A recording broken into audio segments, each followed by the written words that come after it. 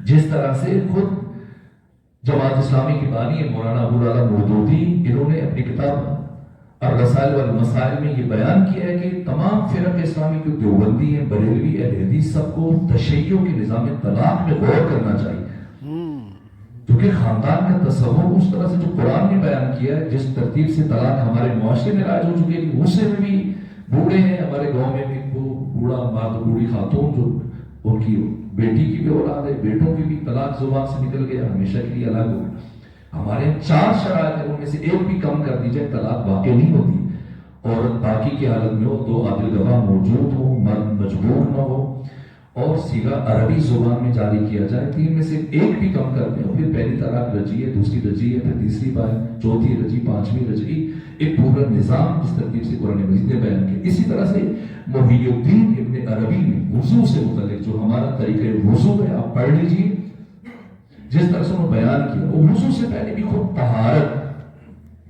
یعنی حتیٰ انسان طلب محسوس نہیں کر رہا ہے پھر بھی تاکید ہے، مستحب ہے کہ وہ بیت الخلاء جائے،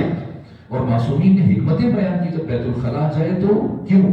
اصل انسان بیت الخلاء کیوں جاتا ہے؟ یہ خدا نے انسان کے جسم میں ایک نظام رکھا ہے، جب انسان کھاتا ہے، خوراک کھاتا ہے، پھر ایک مکمل نظام ہے، جس طرح سے نظام تنفس ہے، نظام انہضام ہے، پورے اسلام کے انسان کے جسم ایک مدافعتی نظام ہے، اسی طرح سے نظام انہضام جتنی بھی خوراک ہے۔ اور عجیب یہ ہے کہ جیسے یہ آیات ختم ہوتی ہیں مومن کی علامات، فوراً تخلیق انسانی کے وہ 11 مراحل اس سورہ مومنون میں پروردگار نے بیان کی، یہ چیزیں آپس میں جڑی، جو ہم خوراک کھاتے ہیں، جو مفید ترین اس کا حصہ ہوتا ہے وہ خون بنتا ہے، پھر خون سے نطفہ، علقہ، مضغہ، وہ مراحل طے کر رہے ہیں، ہمارے وجود کا حصہ بن گئے۔ جو اضافی زائد حصہ ہے، فوراً سے اللہ نے پھر ہمارے جسم میں ایک نظام رکھا ہے کہ اسے ہمارا جسم باہر کی طرف دھکیلتا ہے، اور پھر انسان محسوس کرتا ہے کہ اسے بیت الخلاء جانا چاہیے۔ بیت الخلاء جاتے ہوئے اب معصومین کیا فرماتے ہیں؟ اس کیفیت کو مد نظر رکھو، کیوں؟ انسان کا جسم ہے، اور اگر اسے بیت الخلاء کی حاجت ہے، اس کا جسم مطالبہ کر رہا ہے کہ اب تم بیت الخلاء جاؤ، واش روم جاؤ، تاخیر کرے گا تو اذیت میں رہے گا۔ آپ نے دیکھا ہوگا کبھی کبھار پہ انسان بہت مشکل میں ہوتا ہے،